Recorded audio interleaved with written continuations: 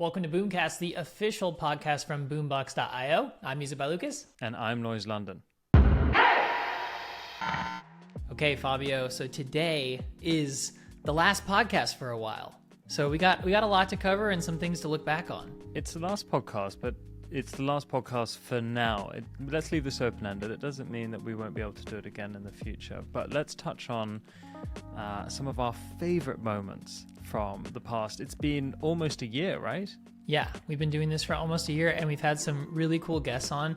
I'd be curious to know in the comments as well what your favorite episode has been on, what your favorite topic has been. Actually, the most popular podcast video we've hosted was on the secret to success in music, which was about failure and about how kind of like you have to learn from the things that you go through and implement those. You know, you're always trying to get better and you're always trying to learn from, every opportunity, and how to implement that. And I thought that was kind of cool that was the one. I don't know if people were expecting that when they opened that video that the secret to success was failure. But yeah, that was the most popular episode. And I think that's also one of our first episodes. So we really, started off with a bang. Yeah. And to anyone who is listening or watching this podcast, please go check it out. Go find out why failure was so important and how Lucas and I overcame those moments of peril. Yeah, we had different careers too, because you started in music with like a label and as a singer, and you had a different background than I did, of course. But we both went through different things, and we cover that in the video, and I thought that was super cool. And I'm curious to know, Fabio, who is your favorite guest that we've had on? So we've had Larry O, Sides, Moti, Help Me Devin, Zen World, XJ Will, Songstats, Zoe from Spotify, Thomas Van Opsel, PLV, and Music Tech Help Guy. And of course, me and Lauren were on too, which I know that's your favorite. But besides that, any moments or any particular guests that you really enjoyed? I was going to say Lauren, because Lauren is one of the few people in my life who can absolutely rip me to shreds, which is a weird reason to like someone for, but I feel like that's very British and deprecating of me. Hilarious. It's very difficult to pick a favorite. Honestly, I think each guest brought something so unique to the table, and it was amazing to connect with everyone on their journeys and how they have ended up having sustainable careers in music. Some of them are more well known than others, but that doesn't necessarily mean that someone is more successful than the other. I think success in for me and with all the guests that we've had is really and what's honorable and admirable is seeing how many people have worked so hard to create a successful and sustainable career in music. And that doesn't necessarily being famous. Doesn't necessarily mean being famous and rich. I agree 100%, because everyone had totally different things that they were doing. Regardless, they were successful in their goals and what they were going after. And I in particular really had some moments too that I really thought stood out through all those guests, like all the times that we had them on.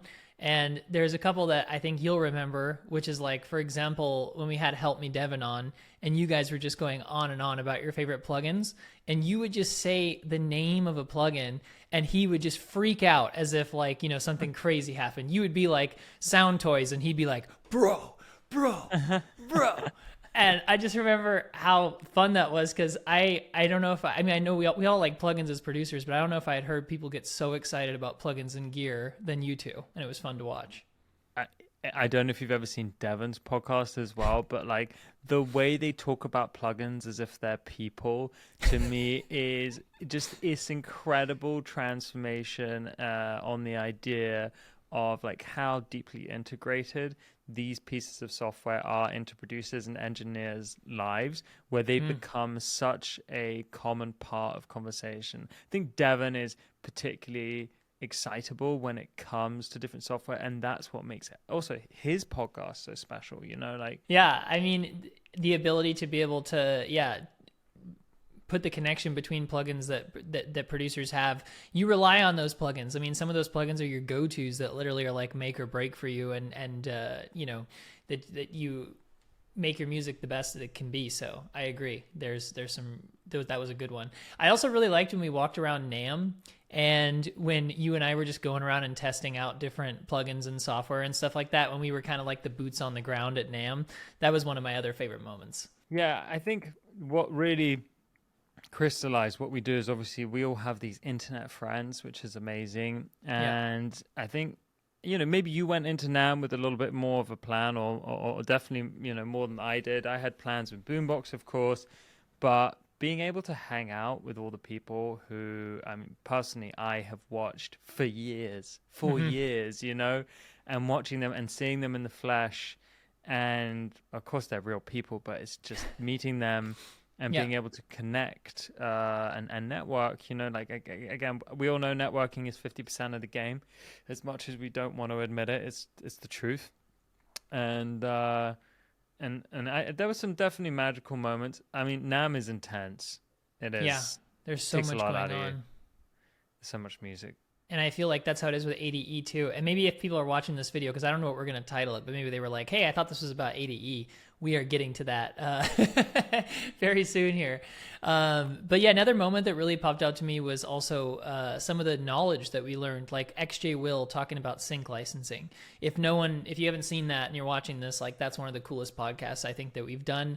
I don't think people realize how much potential revenue you can make, or how much, how you can make a career in sync licensing. Yeah. And there's just so many different avenues for money making in music that people forget to explore. And I think one of the reasons being is our first connection is music is usually with an artist or a group of artists that we aspire to be. And therefore, if you are not that, you are not anything, or that's the mindset that we sometimes like to have when entering the industry. And then slowly but surely, you either realize there are other ways to stay in this industry and have a good time and get paid. And, you do end up separating like the wheat from the chaff.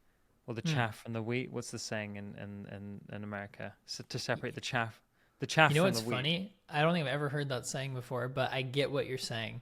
Shall I tell you where I learned this saying? Yeah. Was from a friend of mine who I said to her, I was like, I'm taking this girl on a date. And she was like, bad move. And I was like, what? What do you mean? He goes, don't take one girl, take 4 girls and invite them to the same date. And I was like, carry on. She goes, yeah, because then you'll see, who's actually into you and who wants to stay. Is this peacocking? Yeah. Is it? And she was like, and then you'll separate the chaff from the wheat, or the wheat from the chaff. And I was like, oh, by the way, I never did that, obviously. I was going to ask if you did it. Sounds way too expensive, to be honest. And it could just go like tremendously wrong. To me, it works if you bring like a reality TV show camera crew and surprise them. Let's go. Let's go. Oh man, that's so funny. Do you have any, before we move on to ADE, do you have any particular moment that you remember of the podcast? Man, honestly, I think I've just enjoyed hanging out with you on a bi-weekly basis. Obviously we've been hanging out more than that, and I've learned so much from you and Lauren over the past year. It's amazing to see what you've built with Team MBL and all the, all the amazing upcoming projects that you're really sinking your teeth into now. So you've got your label. Obviously you smashed AD last year. This year sounds like it's going to be a much bigger event for you. Like, I don't know how you do it. I don't know how you manage it, but I'm over here like doing mixing and mastering and get out of here. I'm creating courses, right? And I'm like, and I see what you're doing. I'm like, I ain't got no idea how to even start. No, but for real though, it's super impressive. It's amazing what you've built, and obviously, I'm sure you have a chance to talk about it in a little bit because AD is coming up, as is your Team MBL event. So I think it's just like this past year, in all honesty, on all fronts, from this podcast and from various other projects in my life, I think this is the year that I learned the most in such a concentrated space of time. I definitely feel that way with certain aspects of what we've been doing too, that this has been such a learning year and a transitional year. Like it really feels like that there's so much that, how much can happen in 1 year exactly. And I mean, let's jump into ADE. That sounds like a great one because I don't know 100% when this is going to be on YouTube, but before ADE. So if you're coming to ADE or if you aren't coming to ADE, maybe you'll also find this really interesting. But it is a one of a kind event. It's a conference, but it's not. It's like it takes over the entire city of Amsterdam. If you never been before, it's where it's ADE is like Amsterdam Dance Event. Electronic music gathers here is their slogan, and around 400,000 electronic music enthusiasts, producers, fans, industry people, everyone comes into town, and it's one of those things you just don't want to miss. And there's events happening at every single corner of Amsterdam, and everyone gets to run into each other too. You just walk around and you walk past, you know, some of the biggest artists in the world, and you walk into people in front of people, you know. I think NAMM was like, you know, one level, but I feel like especially for electronic music, ADE is like, you know, on a whole nother tier. I mean, NAMM is awesome, but you are stuck in a conference hall. Yeah. ADE Amsterdam is the conference hall. Yeah. So that creates a far more interesting and adventurous landscape for you to discover just as a non-musician too. You know, you can do music things in the day, and then you could go somewhere really nice for lunch, and then go see a museum if you want to, and then go to some shows. I think if you're thinking about getting into music, even if you're not necessarily a pro, there's something there for everyone to enjoy. But more to the point, you know, why don't you tell everyone, you know, how focused your event is and what you're going to be providing with Team MBL this year? Yeah, so Team MBL, we launched our record label a couple months ago, and so this is really like a big celebration event that we're hosting there to celebrate the launch of the label. But also last year we did an event, and it was essentially just a free benefit, and we want to do that again this year. So our event is unique in the way that it's free and it's all ages and it's during the day. Most events at ADE that are parties, at least, are during the night, and they're ticketed and they're 18 plus. So we do a free event during the day, and we bring in some of the biggest and coolest artists and labels. Our whole concept is to just build as much opportunity for artists as possible so that they can get their demos heard by top labels. That's why we have a record label demo drop with not just our label, but a bunch of other labels. Like this year, we have Afrojack and Wall Recordings. We have No Copyright Sounds, which is a massive record label. We have a bunch of different labels, and I know more by the time this airs, there'll be more involved. And then on the DJ side, we're doing a DJ lineup with a party. We have Justin Milo, we have Brooks, we have Seth Hills, we have all these really cool artists, and again, more will be on the list, so you have to go check it out. And it's just going to be like a demo drop, a party, a connection event. We're also going to have a pop-up shop. All the artists on our label, not all of them, but most of them are also going to be playing as well, back to back, because we have 2 different stages. So that's going to be really exciting. And that's just one of many events, though, that happen during ADE. And in fact, you and I, Fabio, are doing a panel together at the conference, and then we're doing a studio event as well. So we got a lot of stuff going on. We do. We've got a panel with obviously you, myself, Sabrina, aka Sides, and Thomas van Opstal. As part of ADE, we are just going to be discussing shooting the shit about social media. Yeah, social shit. I got some good questions actually. I'm not going to tell you what they are. I'm just going to I got some spot. I'm going to put you on the spot. Sweet. For real. I think I've lost them already. I don't even know where they are. You know when you write like 100 notes on your Apple Notes? Yes. And you're just like sometimes it feels like that with Notion, even because you have a million Notion pages, and then you got to organize them. I know it is like that. It's true. Dude, 1 year ago my wall was covered in Post-it notes. So you're retro. I'm retro, or just not keeping up with the times. But if you're going to ADE and you're watching this, I think it's cool because there's so many events going on. I think it's cool to set your goals. Like, what are you trying to accomplish? Are you trying to get your music heard? Are you trying to make connections? Are you just trying to party? Because you can go in all different directions. You can have a different path.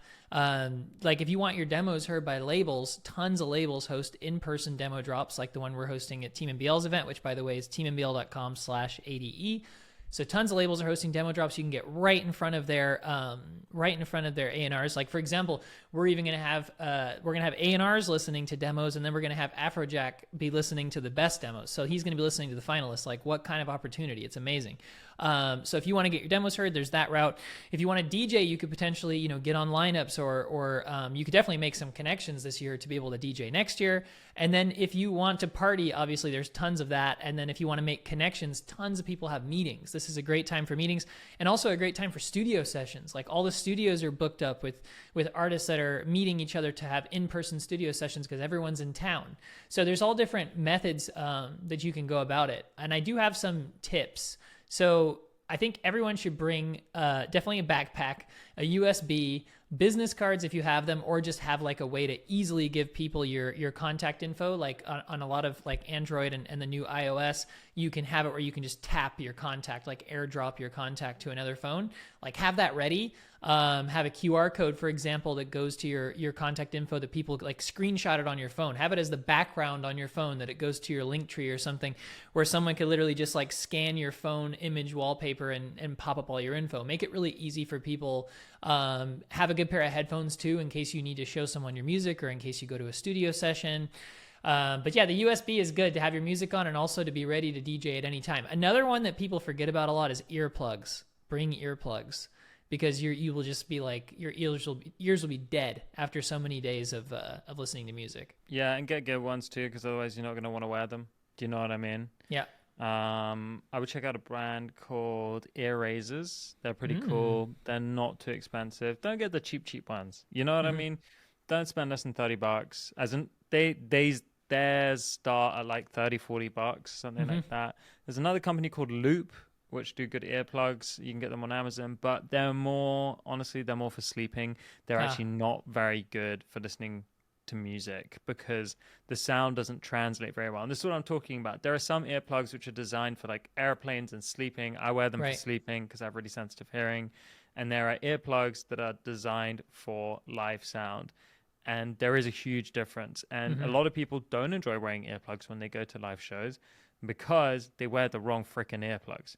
Right. So it's just like studio headphones and regular headphones. Do you know what I mean? Like it does make a difference. Studio headphones are just going to be better at representing like the actual sound when you're producing, mixing, or mastering. Whereas, you know, so I'm not saying you can't do it. I couldn't do it with these AirPods. You know, I could do it with these AirPods. It's just not going to be as enjoyable. And I'm probably going to want to give up quicker. I got these earplugs, me and Lauren Bolt did, when we were back at the Dance Fair conference. They don't do it anymore, but when they used to do it, they had vendors that were actually there for different types of like studio equipment, kind of like NAMM. And there was a guy who had an earplug booth, and I think they're called Ears for You. And anyways, he literally created the mold in our ears so that it was perfectly fit to our ears. Yeah, so he had it was like a putty, put it in our ears, and then got our address and shipped us these custom earplugs. And they're awesome because they have a little tiny tube inside them that only lets certain frequencies pass for talking.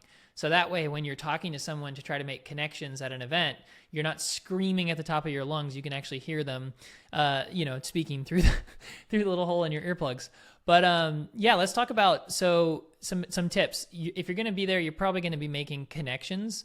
So what I would have ready is kind of like the idea of what you're going to talk about when you talk to people at a club or somewhere like that, because you're going to get into a lot of conversations. So have maybe like a little bit about like your pitch and kind of like, don't overthink it, but something that you could, conversation starters that you could talk about to introduce yourself, where you're from, something interesting that they would remember. And then, of course, try your best to swap contact information, like I said. And the easiest way to do that is Instagram or social media. It's a lot more, less intrusive than asking for someone's number straight up, unless you have like a really good connection with the person, and then you could go straight for the number. But yeah, just some tips there. And then, Fabio, do you have any tips for starting conversations, making connections? Don't talk about yourself, always ask questions. I think people think that starting a conversation is talking about yourself. It doesn't matter if you're trying to connect with a producer or you're trying to chat up someone at a bar. At the end of the day, like, you need to ask questions, and there are no wrong questions to ask. Obviously, nothing too personal.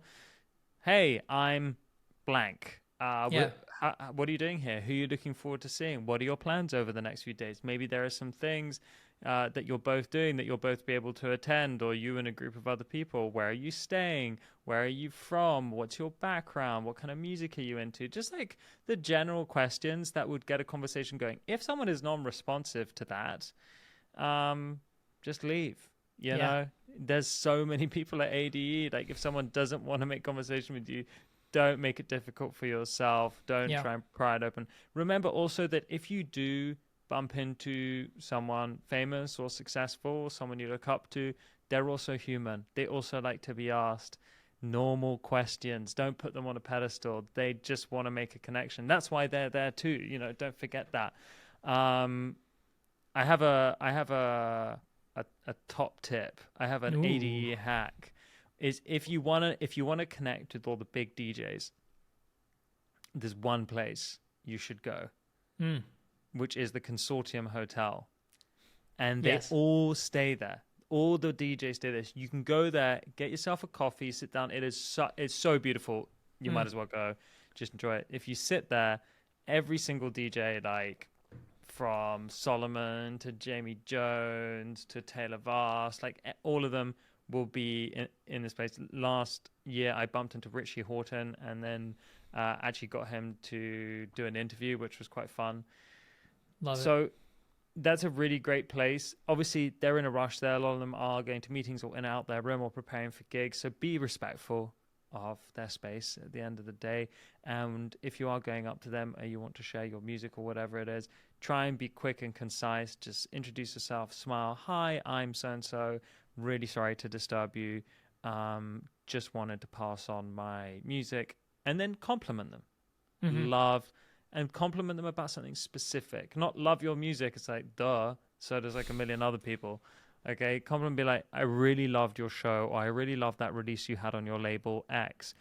If you compliment someone with a non-generic detail, that will make that moment much more memorable to them, and therefore the likelihood that they're going to listen to your music or contact you is going to be much higher. It's true. It's like if someone came up to you and was like, I love your stuff, and it's like, okay, thanks. Or if they were like, hey, I love that video that you did about this, it really helped me with this. Now you're like, oh yeah, right. Roam the streets, find out where the hotspots are. I would usually say don't burn yourself out, but this is the opportunity to burn yourself out. You know what I mean? This is an Iron Man. This is Tough Mudder. This is the equivalent of that in the music industry. You will need to rest before, and you will need to rest after. Everyone needs to look after their bodies and their minds. Be safe out there. Have a great time. It does take it. I mean, I found it took a toll on me. I was only there for like 2 nights as well last time. But I think I totaled in 3 nights, because I left so early in the morning on the first day. I think I totaled like 10 hours sleep over 3 days. I did that for the first few years. So I've been doing ADE since I think 2018, and I did that for the first few years. And then now Lauren and I are like, we get lots of sleep. It's so funny because people will be like, you got to come see my set. And I'm like, what time are you playing? And they're like 5 a.m. And I'm like, I'm not going to see your set. But have a fun time. I hope you enjoy. You don't like to go out and hit the parties anymore? I do, but just not that late. So what we usually do is we'll stay out till about 2. I think that's where we cut it off. Yeah. Two's pretty good. It's not too bad. And then we try it. We always get a place. We also tried in the early years to get a place a little bit further out of town. You try to save some money. Now it's like, no, it's worth it to save up and get a place that's more in the center, or just to, if you can, like, make that happen, because or get with somebody else or room with somebody else or some way you can make that happen, because then to get home is nothing, and it's so much easier. You don't want to be, I mean, you can, but it's not as convenient to have to be taking like public transportation or trying to like walk really far after an insane rager. Amen. or looking for an Uber when everyone else is looking for an Uber. It's a nightmare. I mean, the system's pretty good there.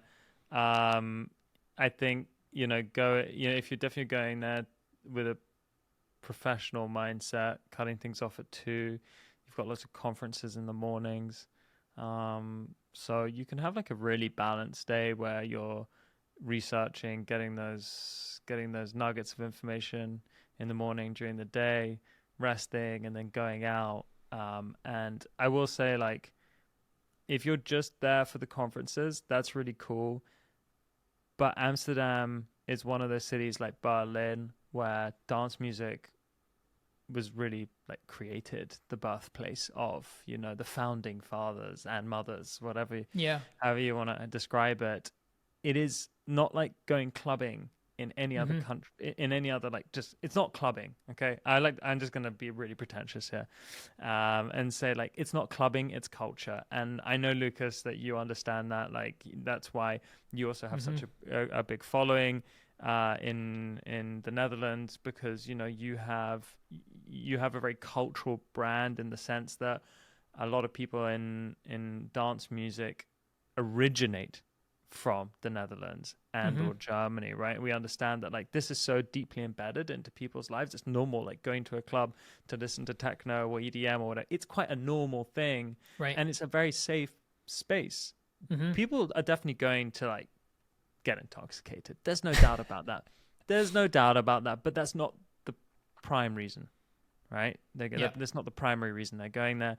They're really going because the music is so good. The venues are amazing. The lighting is amazing. The sound system, sometimes, you know, so. Sometimes there's a little bit of a blown speaker. I'm a bit of a snob when it comes to those things. I know sound is very, very, very difficult to engineer in a huge live warehouse space. So they do a great job. But generally speaking, I think the energy and the ambience and the atmosphere throughout the whole ADE festival is pretty incredible. I agree.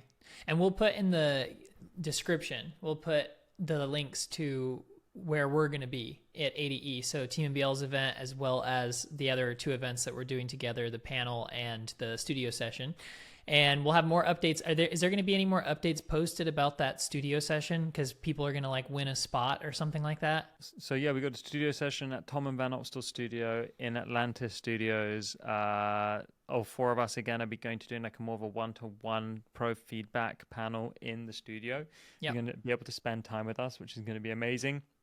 There will be information coming out on that very soon. So watch out for a post on all of our Instagrams, which will be promoting this event. We're super excited to share it with you. I think it's going to be an amazing opportunity for anyone who comes to make the most of utilizing us at your service, right? You've got me and Thomas, who are focused on the engineering and production side of things. You've got Sabrina, who's an amazing, well, she's also an amazing producer, but she's an amazing songwriter. And then you've got social media mastermind Lucas, and between all of those things, like, you've got the complete package, right? And there's crossover between all of them, absolutely. You know, it's like we may specialize in one thing, but we still understand others, and we would just love to see you all there, and it would be great to connect. It is sponsored by Boombox as well, which is awesome. So that's what we'll be using to listen to all your demos and your projects and so on. Yeah, and just excited to see everybody there, and can't wait for ADE this year. And also, you know, it's been a great podcast. It's been a great time. I hope everybody has enjoyed this and enjoyed the episodes and all the amazing guests that we've had on. And let us know in the comments if you're coming to ADE, which episode of the podcast was your favorite. And, you know, if you want us to make more episodes like this, because you know, there could be more episodes coming. Also, if this podcast gets over 100 likes on YouTube, Lucas will be staying out with me past 2 a.m. That's for multiple nights in a row. And then at the end of ADE, we will do a podcast on as little sleep as possible. And this will just be, 100 likes. 100 likes, that's all you need. It's all you need. It's been a great time doing the podcast together. So thank you, buddy. And thank you to Boombox, the home of collaboration, for making this podcast possible. We've had an awesome time delivering you all this information, bringing on the guests, sharing special moments, and we hope to bring you so much more. But this isn't the last. This is just a goodbye for now. All right. I'm MusicByLukas. And I'm Noize London. We'll see you later. Peace.